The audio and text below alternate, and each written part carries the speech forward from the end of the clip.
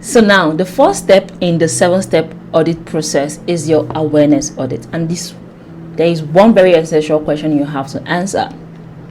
How do my current lifestyle and daily activities support or hinder my fitness journey, and what realistic changes can I implement on my wellness journey?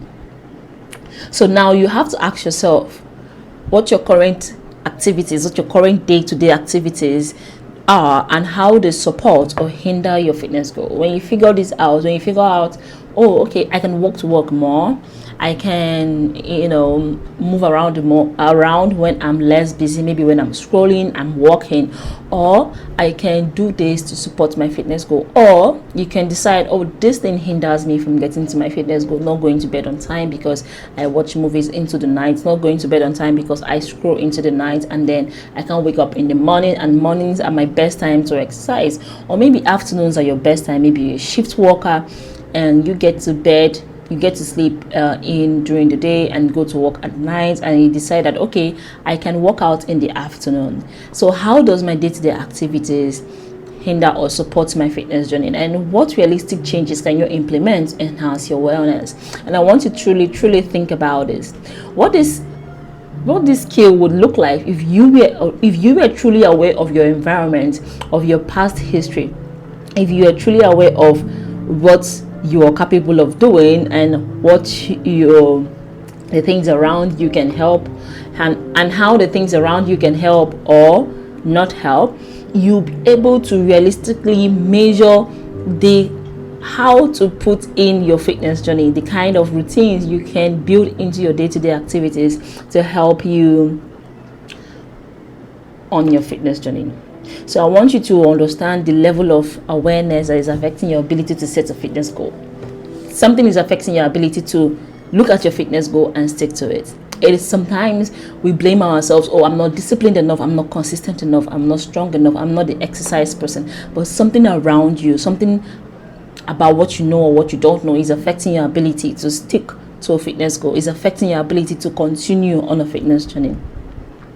I want you to understand what you believe about fitness and how your awareness of what fitness is affecting your fitness goal. So I want you to know that you have to align your fitness goals to your current lifestyle. You don't have to overhaul your life. You have to look at your current lifestyle and say, this is what I am handling right now, and how can my fitness goal make me better at handling all of these things that is going on in my life? So how does your day-to-day activities hinder or support your fitness goal? So I want you to flip it around and look at your environment and say, okay, so I'm taking care of kids. I really need more strength to show up for my children, to show up my babies and play with them. What's fitness goals, and how do I exercise to build strength, to build up more energy? You see where I'm getting at? So you don't just set fitness goals to lose weight. You're eating less, but you need more energy. You're moving less, but you need more energy. Or maybe you're doing too much exercise and you're depleting strength instead of conserving strength for where you actually need it. So I said your fitness is meant to enhance your life and make it right. And if it's not doing that, you have to sit with your environment, this awareness audit, to really build in and understand. So I'm going to be asking us different questions, and I want you to pay attention. How do you feel about your current lifestyle, and how does it impact your fitness goal? What challenges do you face when you're trying to bring in fitness into your life? Can you describe a time in your life where you set a fitness goal that is not aligned with your lifestyle? It happens to us a lot of times. So can you think about a time where your fitness goal did not align with your lifestyle, and you're trying to make it work, but it's not working out? Think about it. So on a scale of 1 to 10, how realistic do you find your fitness goal? Do you think it's realistic for where you are? Do you think you can really handle the bulk of your fitness goal or the routines around it? Do you think, what on the scale of 1 to 10, how realistic do you find your current fitness goal? So for more information on this audit, I want you to really join the Oasis of Wellness community so you can sit with each of these audit questions. There is a PDF in this video that will help you go through all of these things. So we'll go through the the next step on our audit process is the knowledge audit, and this is one essential question you have to ask yourself when you are on this step. What specific effects do different workouts or nutritional plans have on your body and on your mind, and how can you tailor these to better meet your personal needs? So now, if you cannot answer this question, if you don't know how different workouts or different foods work on your body and your mind, then you truly need help and support getting to your fitness goal. This step-by-step process will help you understand why meal plans have not been working for you, why different diets and exercise programs have not been working for you, because you don't know and you need autonomy on your fitness journey. This is like the basic level of a fitness journey to help you truly understand.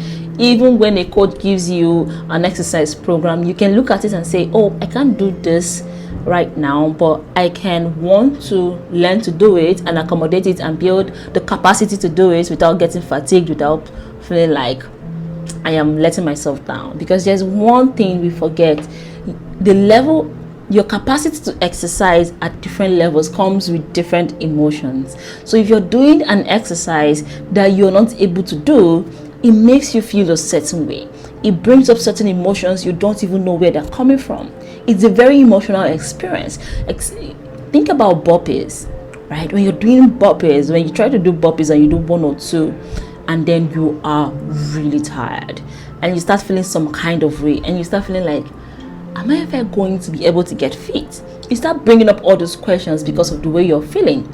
So you have to know how specific workouts make you feel, how specific nutritional plans make your body feel, and how can you tailor the things that you know to meet your health and your personal health needs. It has to be personal to you. So you have to really understand the impacts of different foods on your body and how different foods can really support you.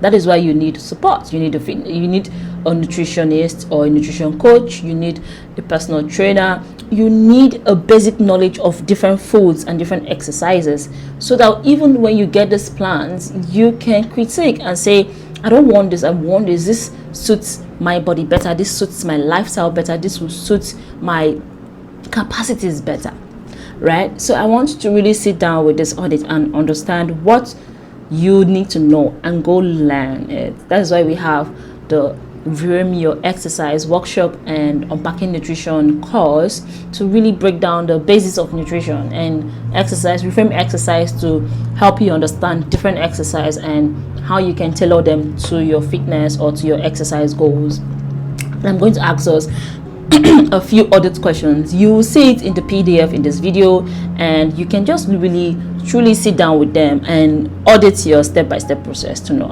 And this is not just for you, this is for you, for your family, for your people around you, so you stop feeling lost on your fitness journey. How many physical activities do you enjoy the most and why? Maybe you love to run, and why do you enjoy running? That will give you that basic autonomy to go on runs because you just enjoy them. And because you enjoy running, it's also helping you for your fitness. And because you want to get better at running, let me just use running as an example. You want to get better at running, right? And then you're running, and then you start researching different exercises that make you a better runner. So you start researching different exercises that make you a better runner. You're like, oh, okay, I have to squat more, I have to strengthen my core, I have to strengthen my quads, I have to eat this way. Before you know it, you're engaging in strength training exercises to support your run, and you're seeing progress in your run, and your strength training it's not complicated anymore, and you're getting the full benefit of strength training and enjoying your run and doing your cardio. So you are being fit while still enjoying yourself. Fitness doesn't have to be complicated. I think the reason why we confuse it is because we look at bodybuilders and think, oh, this must be the only way to exercise. Oh, I enjoy running, but running will make me too skinny. But if you really truly think about it, just engaging in the art of running makes your whole fitness journey better. And because you want to run better, you're researching about foods that will help you make you a better runner, that will help support your recovery, that will help support your overall lifestyle, so you can be a better runner. And before you know it, you're eating more healthier. You're not trying to avoid anything, you're just trying to become a better runner. So this is what the knowledge audit opens your mind to and opens your eyes to, so you know you're doing the research in the right way, not just because, oh, I had this food makes me lose weight faster, and then if you're eating in a deficit, you cannot run faster or better, you're not getting stronger. I'm going to ask the second question. Can you describe how different diets have impacted your energy levels and your wellness? If you truly know different foods and how different methods of eating has impacted your energy levels, you'll be able to decide, oh, when I eat in this amount, I'm not able to, be productive. I can't think clearly because my body doesn't have enough energy that it needs to function, to think, to play, to execute plans.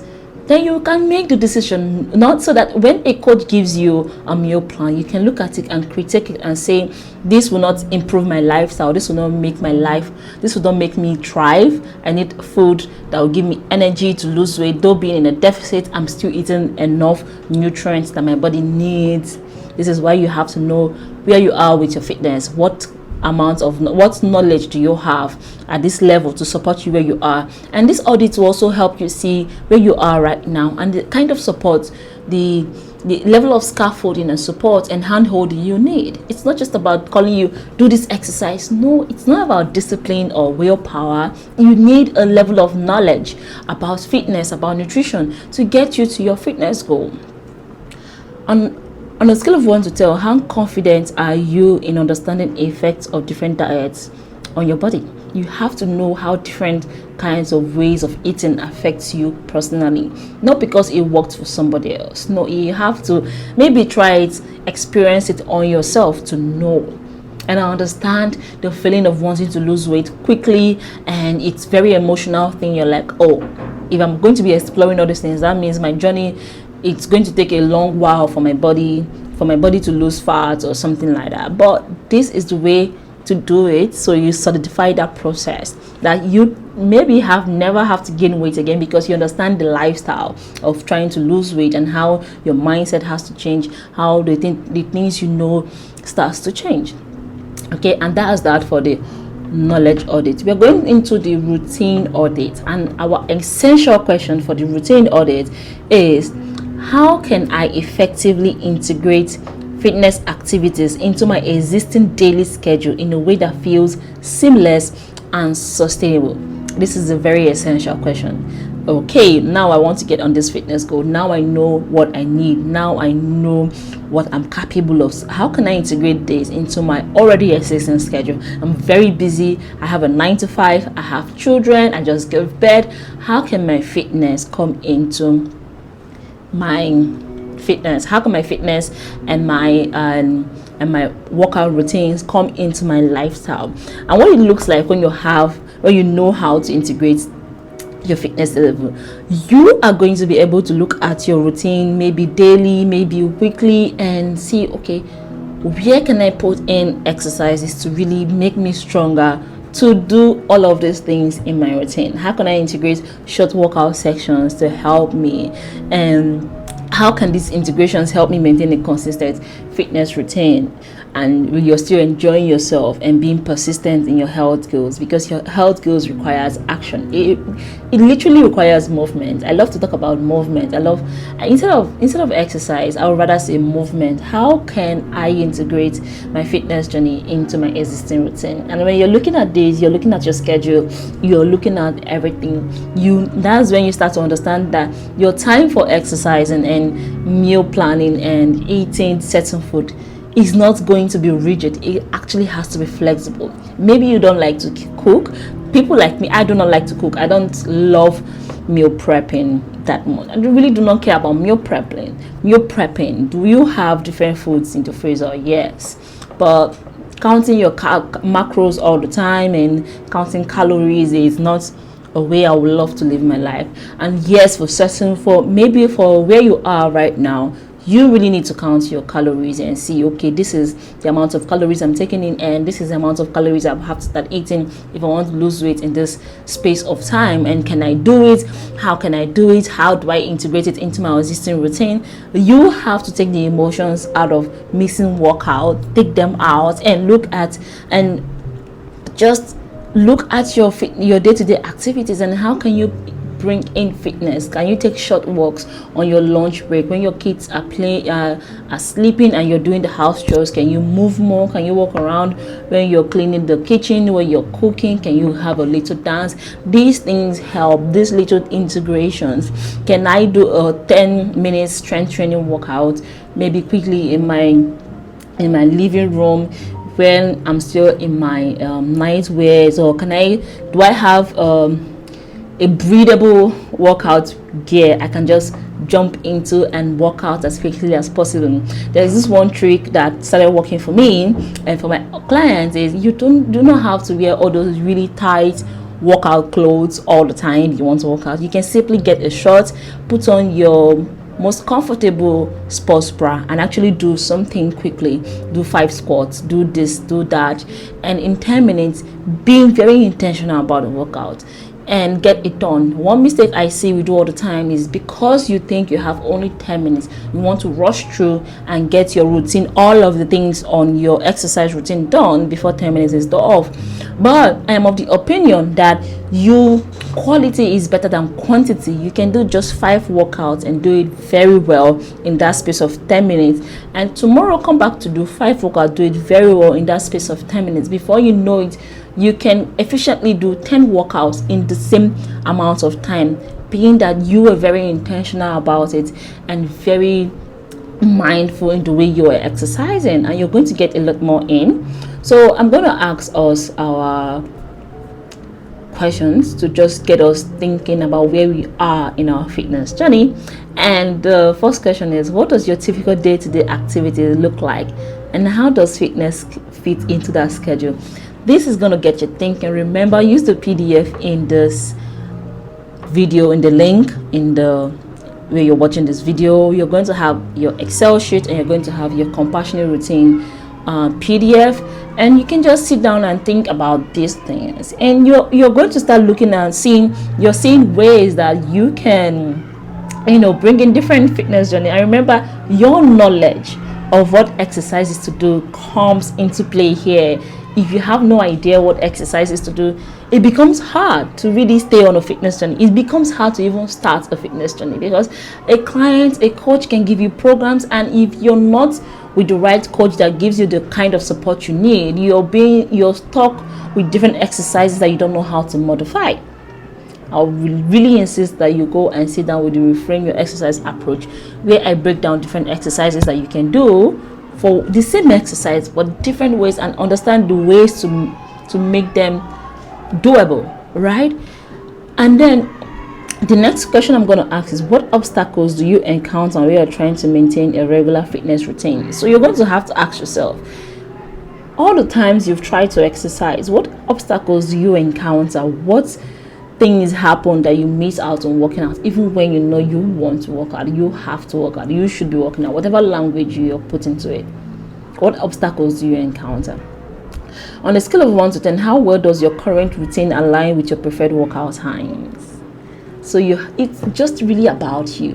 When do you prefer to work out? What workouts do you want to do? How do you enjoy working out? If you remember what I said about running and how maybe you enjoy running, and then you're like, okay, I enjoy running in the morning, I enjoy running at night, and then you're thinking about what foods you see yourself researching, what foods make you a better runner, and what exercises make you a better runner, and how food and exercise comes together to make you a stronger person, a faster runner, somebody that enjoys running more, and all of those things, right? And and that's it for the routine audit. Really looking at your routine. We're going to go into the fourth audit. It is the mindset audit. It's mind over matter.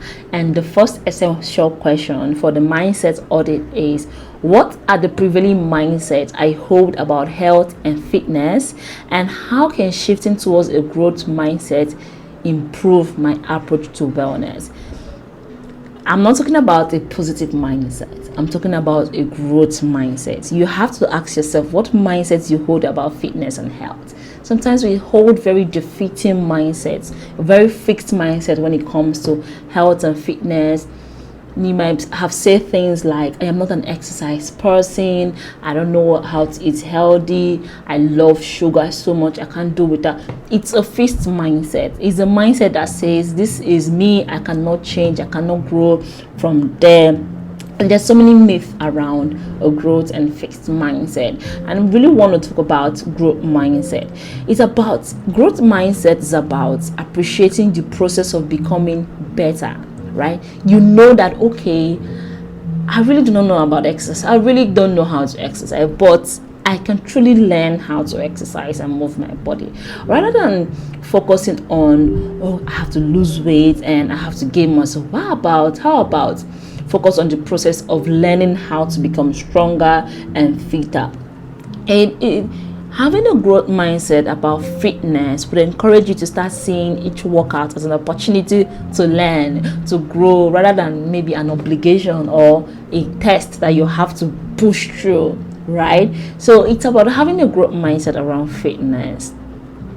Okay, so I want to make one or two things clear. A growth mindset is not just having a positive mindset about things are going to get better, positive mindset kind of thing. No, a growth mindset isn't blindly being optimistic. A growth mindset is knowing that you have to put in the work to get better at this. Just like when maybe Instagram came out and we all have to start making videos, a lot of us said things like, I don't know how to make video, I'm not a video person, I'm an introvert.